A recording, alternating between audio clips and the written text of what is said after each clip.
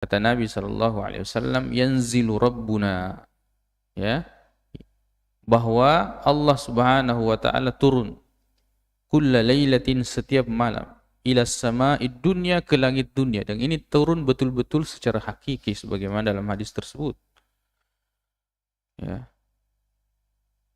Hina yabqa sulusul lailil akhir. Ketika di sepertiga malam Allah turun ke langit dunia. Kemudian Allah mengatakan, "May yad'uni", siapa yang meminta kepadaku, ya, maka saya akan mengijabah. Siapa yang berdoa, ya, berdoa kepada aku, saya akan mengijabah. Kemudian Allah mengatakan, "May yas'aluni", siapa yang meminta kepadaku, fa'utiyahu, saya akan memberinya. Nah, di sini bedanya. Ketika kita berdoa, Allah memberikan 3 opsi sesuai dengan hikmahnya. Maka di sepertiga malam ketika kita meminta, maka Allah mengatakan, kalau dia meminta kepadaku, saya akan memberinya. Karena kata istijabah dengan i'ta itu beda. Istijabah itu respon doa. I'ta itu pemberian seperti apa yang diminta. Maka dari sini kalau kita menginginkan sesuatu, ya, yang sangat kuat, maka mintalah di sepertiga malam. Maka Allah akan memberinya sesuai dengan apa yang kita minta. Selama tidak ada hal-hal yang menghalangi doa tersebut. Seperti dosa, seperti qati'atur rahim. Atau tidak ada unsur-unsur atau maksud yang tidak baik dari doa tersebut. Allah akan kasih seperti apa yang kita minta. Itu waktunya di sepertiga malam. Allah secara umum mengatakan, kalau kalian berdoa, saya akan istajabah. Istajabah.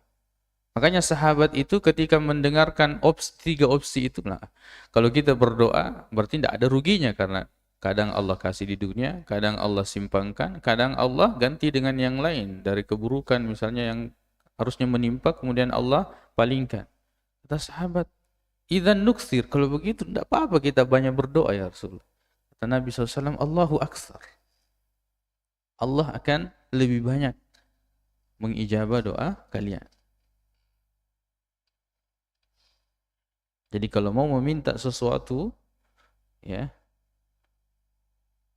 maka lebih kuat ketika kita meminta itu di waktu sepertiga malam seperti ini.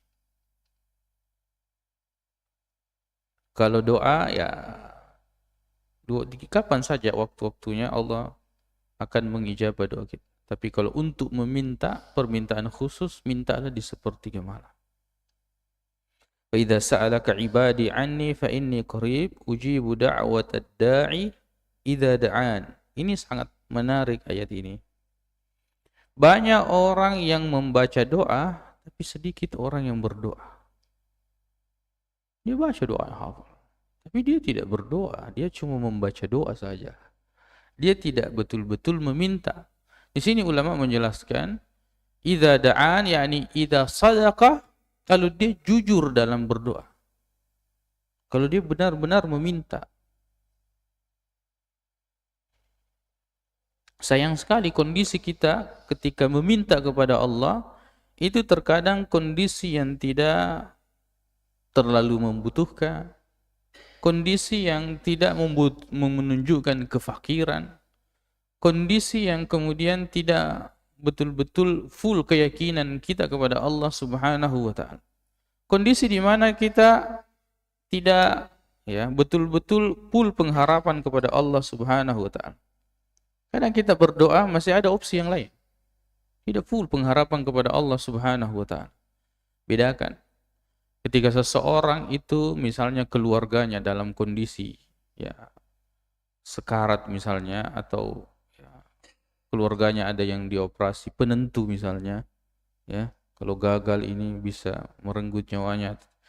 Berarti kan doanya pada saat itu betul-betul menunjukkan kefakirannya, ya, dan kebutuhannya kepada Allah.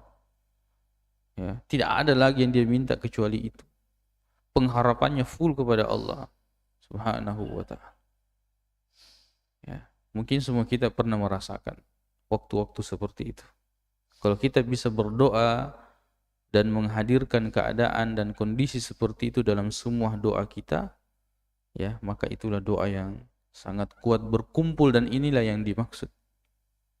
Dan dia betul-betul jujur menghadirkan keagungan kebesaran Allah dan kemahamampuan Allah Subhanahu wa taala serta kelemahan dirinya. Serta kelemahan dirinya. Idza da'an, apabila dia berdoa kepadaku. Ini juga menunjukkan bahwa kita harus banyak berdoa meminta kepada Allah Subhanahu wa taala. Fal yastajibuli, maka hendaknya dia meresponku. Ya, maksudnya tunduk dan patuh kepadaku. Jadi ketaatan itu membuat ya doa kita itu cepat diijabah oleh Allah Subhanahu. Di antara hal yang memudahkan doa kita diijabah adalah ibadah. Wal yu'minu bi, begitu pula keimanan. Begitu pula keimanan. Tapi sayang sekali di antara banyak orang-orang yang berdoa tidak menghadirkan ini. Keimanan dan kepatuhan serta ketundukan kepada Allah Subhanahu wa taala, la'allahum yarshudun, agar mereka mendapatkan petunjuk, ya, agar mereka menjadi orang-orang yang terpetunjuk. Jadi dari ayat ini kita mengambil pelajaran bahwa Allah itu maha dekat, qarib. Jangan kemudian orang membayangkan Allah itu jauh sehingga dia butuh perantara. Dan banyak seperti itu. Akhirnya kemudian dia bertawassul, mengambil perantara antara dia dengan Allah Subhanahu wa taala. Kenapa kita tidak langsung kepada Allah? Dan ini memang terkadang seorang hamba itu merasa bahwa dirinya tidak pantas. Lalu kemudian menganggap ada orang yang pantas. Ya. Akhirnya setelah itu dia bertawassul dengan orang tersebut. Fa idza sa'alaka ibadi fa inni qaribun. Dan di sini ayat ini juga menunjukkan keutamaan doa, keutamaan ibadah, keutamaan tunduk patuh kepada Allah, keutamaan beriman kepada Allah Subhanahu wa taala. La'allahum yarshudun. Irsyad, petunjuk Allah Subhanahu wa taala, kita bisa dapatkan dari kejujuran. Ada orang melakukan dosa dan maksiat, tapi tetap di dalam hatinya itu ada perasaan, suatu waktu saya akan sadar. Suatu waktu saya akan bertobat. Ya. Ada di dalam hatinya.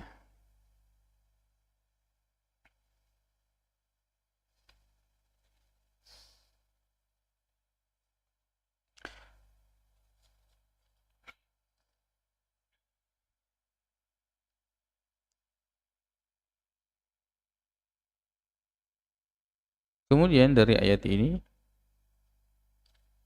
ya, bahwa ijabatul doa itu digantungkan kepada keimanan. Dengan firman Allah Subhanahu wa taala, wal yu'minu bi. Kemudian dari ayat ini juga kita pahami bahwa ada sebab.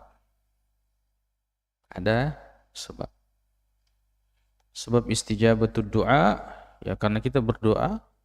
Sebabnya juga adalah karena kita beriman. Sebabnya juga adalah karena kita tunduk dan patuh terhadap perintah Allah Subhanahu wa ta'ala. Jadi kita itu ketika menginginkan sesuatu, minta kepada Allah. Selain kita berharap, memang kita sebut. Harap itu adalah ibadah tersendiri. Kemudian doa itu juga ibadah tersendiri. Sama kalau orang, kadang kita berharap sama orang, kita maunya begini, tapi kita tidak pernah mengungkapkan. Ya. Kadang kita sering mengeluhkan orang tentang sikapnya, tapi kita tidak pernah sampaikan. Ya. Jadi hendaknya pengharapan ini kemudian diwujudkan dalam bentuk doa. Walaupun Allah Subhanahu wa taala Maha mengetahui, tapi doa itu sendiri adalah ibadah. Tapi doa itu adalah ibadah ya tersendiri.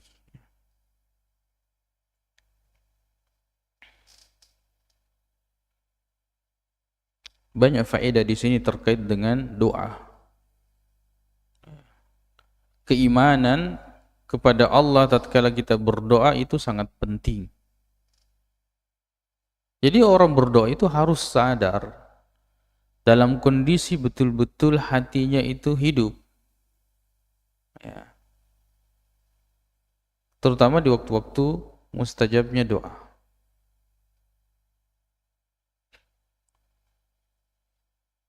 Dan kenapa kita ini malas berdoa kepada Allah Subhanahu wa taala? Allah Maha Kaya. Allah Maha Pemberi. Allah Maha Pemurah. Ya, Allah Maha Mampu atas segala sesuatu. Kenapa kita banyak berharap kepada manusia, tidak berharap kepada Allah Subhanahu wa taala? Makanya Allah Subhanahu wa taala sangat benci kepada orang yang tidak mau berdoa. Ya, tidak mau meminta kepadanya. Apalagi kalau meminta selainnya, maka Allah sangat murka terhadap orang-orang yang seperti itu. Allah yang menciptakan kita, Allah yang memiliki, Allah yang menentukan segala sesuatu. Kenapa kita minta kepada selain Allah Subhanahu wa taala? Jadi orang yang tidak mau meminta itu orang yang tidak paham dan tidak tahu tentang Allah Subhanahu wa taala.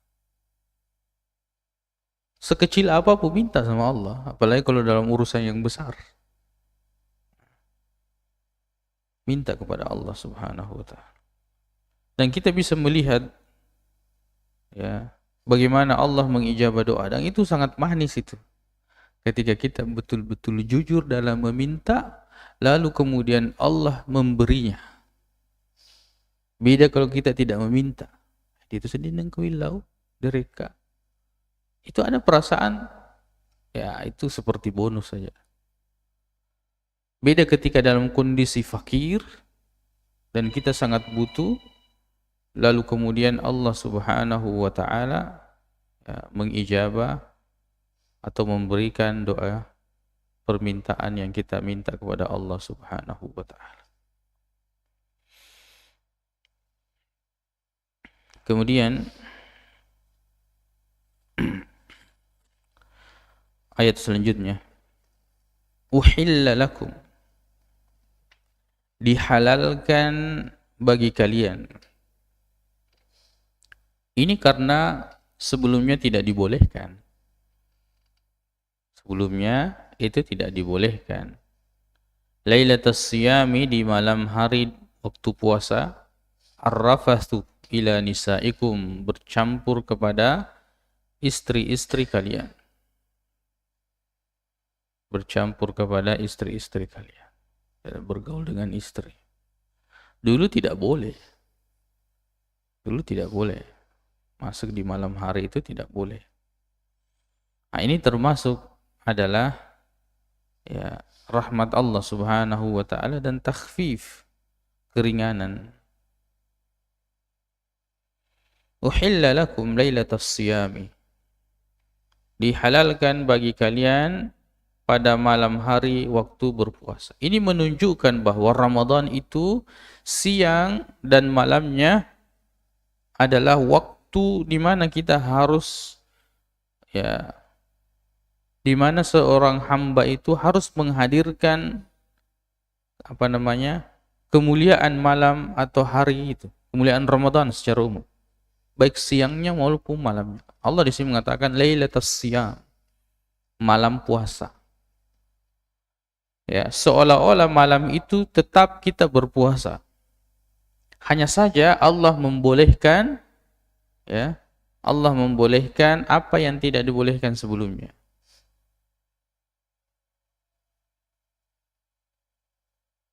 Ar-rafas bercampur. Ya. Kata rafas ini, ya, sebagian ulama mengatakan, ulama tafsir,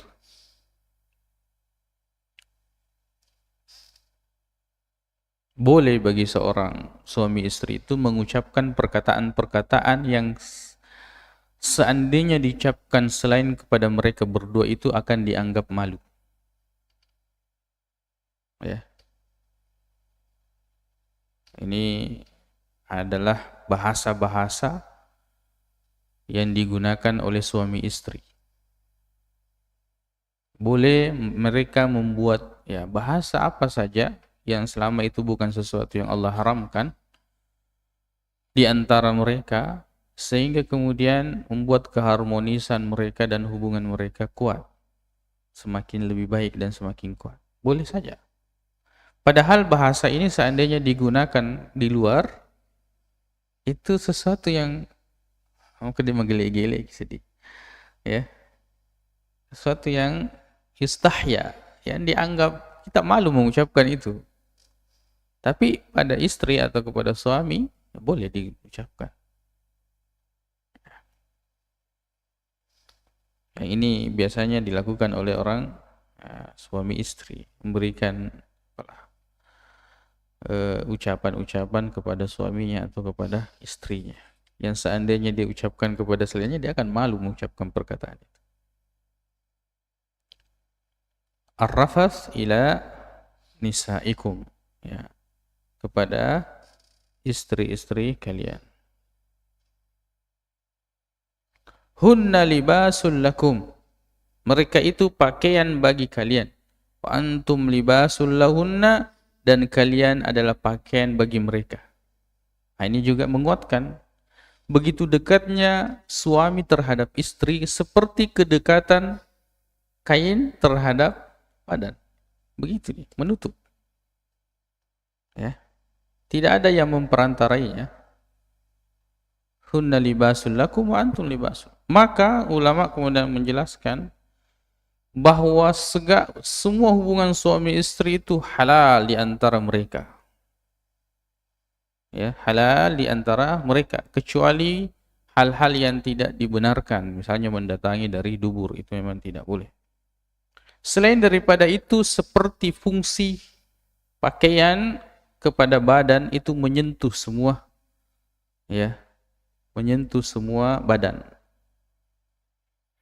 Seperti itu kedekatan suami dan istri. Mereka itu adalah pakaian bagi kalian dan kalian adalah pakaian bagi mereka. Dan sangat penting pakaian ini. Sangat penting pakaian ini.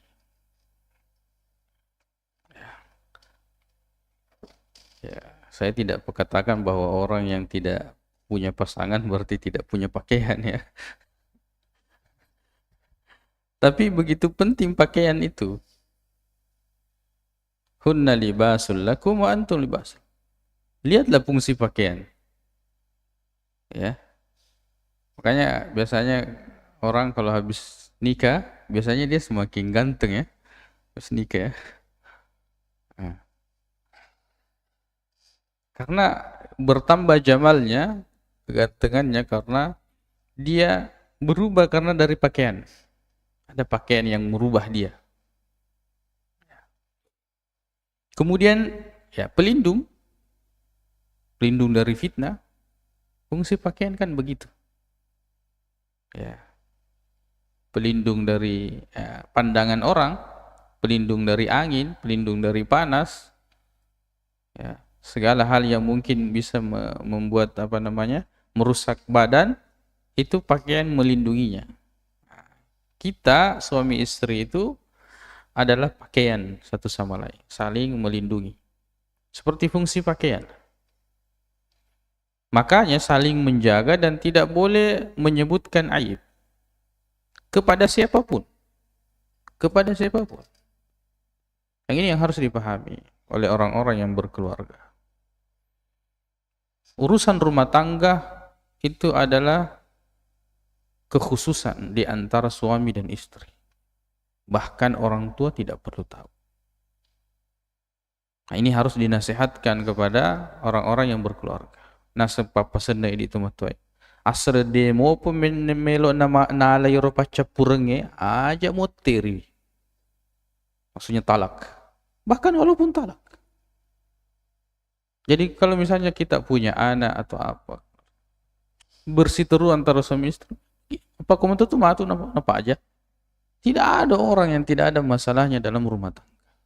Kecuali campur, walaupun orang tua tidak boleh ikut campur dalam urusan rumah tangga anaknya. Rumah tangga kepada orang tua. Kenapa? Karena ini kan anaknya. Si gelor nih mah tuh tetap yang dia ingat, wah napakku ke anakku. Padahal suami istri sudah baikan ya. Tapi orang tua yang dasarnya memang orang aja mengerak. Ya. Ini banyak hal yang harus kita ketahui dalam berumah tangga. Ya. Maka ketika akad nikah itu yang harus disepakati. Ada masalah jangan cerita sama orang tuamu. Saya juga tidak cerita. Nah, seperti itu. Apapun masalahnya kita selesaikan. Kecuali dia nelok selesai, kan jangan sedikit cerita tentang keluarga. Apalagi kalau sudah diketahui keluarga besar, ya pasangan pasti akan malu. Setidaknya ada perasaan tidak enak. Tayyib. Itu fungsi pakaian ya. Jadi suami istri itu seperti pakaian satu sama lain. Tidak boleh, bahkan orang yang paling buruk itu adalah orang yang menceritakan tentang apa yang terjadi di kasur mereka. Itu tidak boleh, haram hukumnya. Haram hukumnya. Alimallahu annakum kuntum takhtanuna anfusakum. Allah mengetahui bahwasanya kalian ya mengkhianati diri kalian sendiri. Kalian tidak bisa tahan. Ya, fataba alaikum, lalu kemudian Allah mengampuni kalian, wa'afa ankum, dan memaafkan kalian. Ya. Dari ayat ini ya, menunjukkan jawazul kalami, jawazul istimta. Bolehnya istimta, artinya istimta ini untuk melakukan aktivitas suami istri semata-mata ketika setelah selesai akad. Maka sebenarnya orang yang kawin soro itu setelah akad sudah halal. Apa saja yang mau dia lakukan halal. Cuma ada sesuatu yang yukhsha, ini dikhawatirkan kalau akad nikahnya itu terlalu jauh daripada resepsi. Kalau sampai kemudian dia hamil di waktu setelah akad, kemudian resepsinya misalnya beberapa bulan, sehingga ya dia misalnya hamil setelah akad itu berhubungan, hamil, nanti resepsinya berapa bulan ke depannya, buru-buru mesti dibuat. Padahal sudah lama akad, cuma resepsinya yang terlambat. Ya mungkin 3 bulan setelah akad baru resepsi. 6 bulan setelah resepsi, oke anak nih. Padahal akadnya tadi, akadnya yang menjadi hitungan. Nah, itu yang dihindari. Itu yang dihindari. Makanya orang tua, tapi Allahu a'lam kalau ada pembeli-pembelinya ya. Tapi itulah yang dihindari. Bagaimana ini kemudian ya menjadi aib ketika berisi sebelum resepsi. Walaupun sudah akad. Jadi di sini kita memahami ila nisaikum, kalau dia sudah jadi istri halal semua. Kalau sudah jadi istri halal semua. Dan kawin soro ini adalah itu sangat baik sebenarnya. Pada zaman fitnah sekarang ini bagusnya seperti itu. Di mana kemudian sama-sama setelah itu bisa mengurus ya. Dan sekarang sama-sama mengurus, berkasnya sama-sama, belum suami istri sudah sama-sama jalan. Nah, makanya kalau mau aman kawin dulu, kawin soro.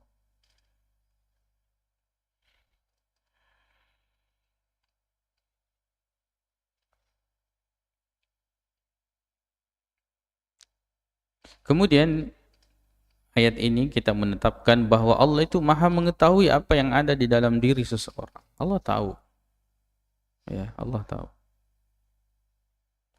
Dan dari ayat ini juga kita memahami bahwa terkadang orang itu mengkhianati dirinya. Ya. Kuntum takhtanuna anfusakum. Kalian mengkhianati diri kalian. Tidak bisa tahan. Ya.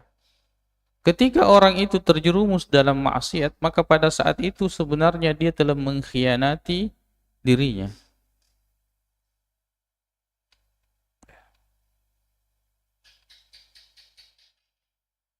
Dan kita pasti tahu ini kondisi kita, di mana kita itu mengkhianati diri kita sendiri. Dan sesuatu itu sangat berat, akhirnya kemudian Allah Subhanahu wa taala memberikan kemudahan. Allah mengampuni. Dan Allah Subhanahu wa taala memaafkan, Allah membolehkan. Karena berat ini orang-orang dahulu. Bagaimana puasanya itu siang plus malam, tidak boleh melakukan ya apa yang sangat ingin mereka lakukan. Maka kita bersyukur kepada Allah Subhanahu wa taala terhadap kemuliaan ibadah yang justru sempurnanya pada Rasulullah SAW dan keringanan ibadah dibandingkan dengan sebelumnya. Kata Allah, "Fal'ana bashiruhunna," maka sekarang campurilah mereka. Boleh di malam hari. "Wabtagu ma kataballahu lakum," dan carilah apa yang Allah Subhanahu wa taala telah tetapkan bagi kalian. Nah, dari sini ulama kemudian memakruhkan mendatangi istri itu dengan tujuan tidak mau punya anak. Sebagai ulama memakruhkan. Bahkan di antara sahabat itu dia tidak mendatangi istrinya kecuali tujuannya itu mau punya anak. Nah, jadi tujuan menikah, maka kataballahu lakum, di antaranya adalah ingin punya keturunan. Tapi bukan berarti tidak boleh mendatangi istri kecuali dengan niat ini, tidak, dengan niat punya anak. Itu dibolehkan dalam hadis yang lain ketika ya sahabat kemudian mempertentangkan kepada Rasulullah, "Ya Rasulullah, apakah orang yang mendatangi syahwatnya dan dia berpahala?" Ya. Masa orang datangi syahwatnya dan dia berpahala? Kata Nabi SAW, iya. Coba pikir-pikir, bagaimana kalau dia meletakkan kemaluannya pada sesuatu yang haram, apakah dia berdosa? Kan berdosa. Nah, kalau dia letakkan pada yang halal, maka dia berpahala. Wa fi bid'i ahadikum sadaqah. Dan pada kemaluan kalian itu ada sedekah. Ya, ada sedekah. Ya.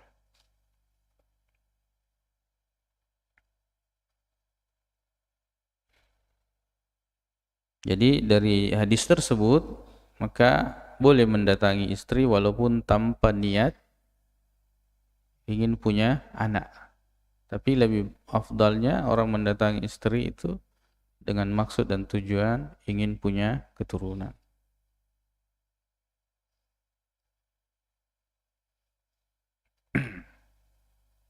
Disinilah beratnya bagi kita. Orang hadis Rasulullah mengatakan, ya ma'syaras syabab, wahai para pemuda, man istata'a minkumul ba'ata falyatazawwaj, siapa yang sudah sanggup ba'a, uang panai ada, mahar ada, kemudian ya untuk ma'isyah, kehidupan itu setelah menikah mampu, maka hendaknya menikah. Fa illam yastati, kalau tidak mampu maka puasa. Fa innahu ya agaddu lil basar wa ahsanul fajar, itu lebih akan menundukkan pandangan dan lebih akan menjaga kemaluan. Itu siang. Tapi bagaimana kalau malam? Seperti ini. Ya, siang bisa karena puasa. Tapi kalau malam, orang berpuasa saja ini, sampai Allah Subhanahu wa taala itu merubah. Yang dulu malam juga termasuk pada Rasulullah SAW dan umatnya, itu tidak. Dan Allah Subhanahu wa taala Maha mengetahui hambanya. Maka di sini Allah mengatakan alimallahu annakum kuntum takhtanuna anfusakum. Kalian kadang tidak bisa tahan. Kalian mengkhianati diri kalian sendiri. Berat ya.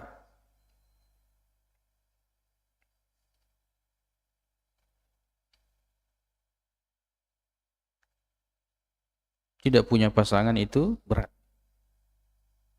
Tapi kita juga tidak boleh mengatakan bahwa kita tetap harus menggantungkan takdir itu kepada Allah Subhanahu wa taala. Ya, tetap bahwa ada atau tidak adanya pasangan itu tetap kebaikan itu kita gantungkan kepada Allah Subhanahu wa taala. Sebab takdir itu sesuatu yang Allah tentukan. Ada orang berusaha nikah tapi tidak dimudahkan oleh Allah. Ada orang juga tidak dimudahkan. Tiba-tiba disuruh menikah sama orang tuanya, atau ada perempuan datang kepadanya. Ya. Itu adalah takdir. Dan disitulah asa an takrahu syai'an wa huwa khairul lakum wa asa an tuhibbu syai'an wa huwa syarrul lakum. Boleh jadi sesuatu yang kita tidak senangi ternyata baik. Boleh jadi sesuatu yang kita tidak senangi, tidak senangi ternyata itu baik. Boleh jadi yang kita senangi ternyata itu tidak baik. Ada banyak orang di antara banyak orang yang dia anggap bahwa setelah nikah ini saya akan fokus belajar, ternyata sudah nikah tidak. Kacau kehidupannya. Jadi setengah kali tinggalkan majelis. Berarti tidak baik untuknya.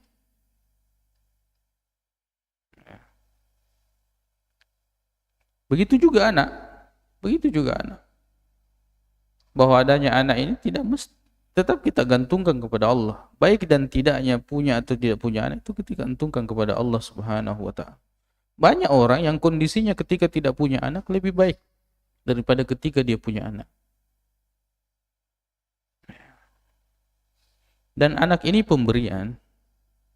Yahabu liman yasha'u inasa wa yahabu liman yasha'u dzukura. Allah beri anak laki-laki, perempuan, Allah beri anak perempuan, atau yuzawijuhum dzukrana wa inasa. Allah juga bisa kasih kembar. Jadi tidak ada istilahnya orang Bugis itu maka ada macah malapidau. Malapidau istilahnya itu purasi urane makun resi purasi makun re urane si purasi urane malapidau. Itu tidak ada istilah itu. Allah yang menentukan, Allah yang kasih.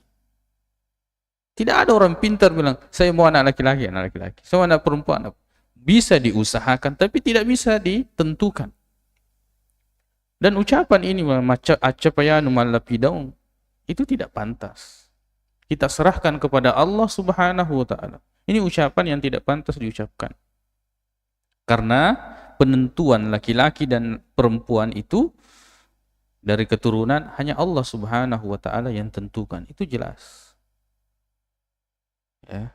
Tidak boleh juga kita kemudian memberikan ucapan ait pada seseorang yang misalnya doa makun mana dia pegang. Tidak bisa, karena itu pemberian dikasih oleh Allah Subhanahu wa taala. Ada juga laki-laki semua itu pemberian. Namanya pemberian diterima apa yang Allah kasih. Sudah masuk tuh. Ya.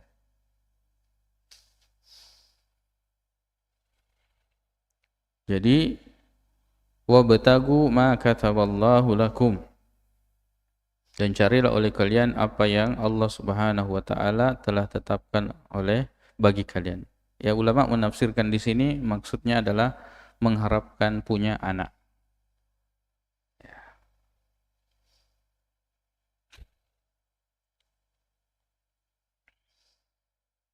Dan masalah anak ini adalah masalah yang banyak bersentuhan dengan akidah. Seperti itu tadi. Makanya orang yang misalnya lambat punya anak, pergi memang lokan ima sandro aga. hanya untuk mengharapkan ini. Padahal Allah yang kasih. Minta sama Allah Subhanahu wa taala. Boleh berikhtiar, tapi ikhtiar yang tidak bertentangan dengan syariat. Sebab banyak orang juga salah paham di sini. Ya. Ketika misalnya dikatakan bahwa jangan Mas Sandro, jangan begini, dia mengatakan aku yang apa itu, aku malah begitu saja sampai mati. Tidak. Boleh berikhtiar dengan ikhtiar yang dibolehkan di dalam syariat. Sesuatu yang diharamkan tidak boleh.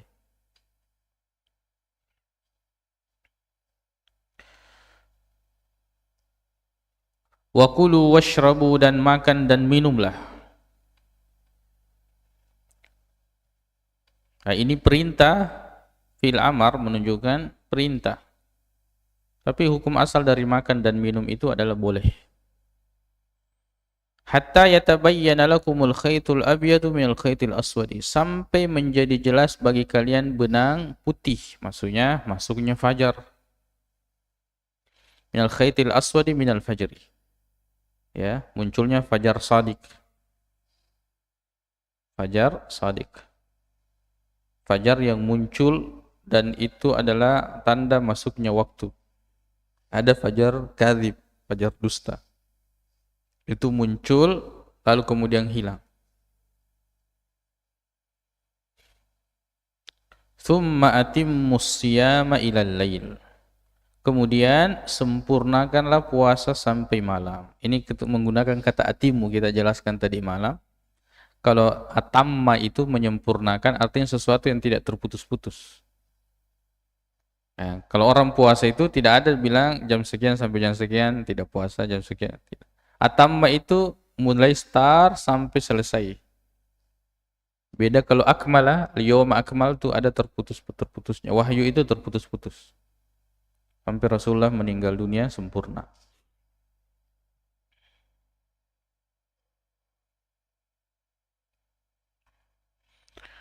Hatta yatabayyan, sampai jelas. Ini kita jelaskan semalam bahwa sahur, ya, apa namanya, itu waktu imsak harus waktu jelas masuknya waktu subuh atau terbitnya fajar. Kalau orang masih dalam kondisi ragu, masih boleh dia makan sampai jelas baginya, sampai jelas baginya bahwa terbit fajar. Kehati-hatian itu bukan hukum, ya. Kehati-hatian itu bukan hukum. Jadi tidak boleh kita membangun hukum di atas kehati-hatian. Itu adalah pilihan masing-masing. Lebih hati-hatinya begini, silahkan. Jangan paksa orang lain. Seperti imsak, dimajukan. Karena kan lebih hati-hati silahkan. Karena hati-hati itu bukan hukum. Hati-hati itu bukan hukum. Hati-hati itu tambahan hukum yang di atas hukum aslinya, dan itu pembebanan tersendiri. Tidak boleh diratakan kepada orang lain. Kalau mau ambil sendiri, jangan paksakan. Karena kalau kita paksakan orang lain, berarti kita membuat hukum baru. Ya. Jadi istilah hati-hati itu di dalam syariat, di dalam agama, itu bukanlah hukum. Itu tambahan atas hukum. Kan sering kita seringkali kita mendengar, tapi kan hati-hatinya begini. Ya, silahkan kalau itu kehati-hatian. Tapi itu bukan hukum.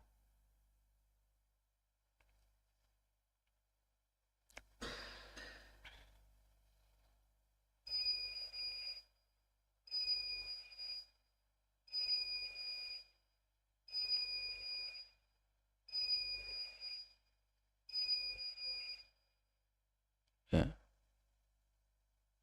Summa atimmus siyama ilal lail. Jadi anjurannya paling afdal kita sahur itu dengan kurma. Itu paling afdal. Jadi kalau kita mau puasa kita itu sangat baik, ya sahurlah, kemudian sahurnya adalah kurma atau beberapa teguk air. Sebagian orang masih sulit melakukan yang seperti ini, mungkin karena tidak terbiasa. Ya, padahal ya memang pada sahur itu terdapat keberkahan, apalagi sesuai dengan yang dianjurkan. bisa kita gabungkan. Misalnya jam berapa kita mau makan, setiap paman rememen nih, Andre nih, nanti menjelang apa namanya nih, di waktu-waktu sahur itu makan kurma 3 biji, minum air. Intinya di waktu sahur itu kita makan kurma. Mau sebelumnya makan apa itu terserah. Tapi waktunya dan pilihan makanannya itu kita mendapatkan keutamaan. Ya. Kan ringan itu kalau kurma itu biar beberapa menit sebelum azan itu 10 menit baru kita makan kurma 3 biji baru minum air. Ya. Itu mendapatkan keutamaan mengakhirkan sahur. Jadi banyak keutamanya itu.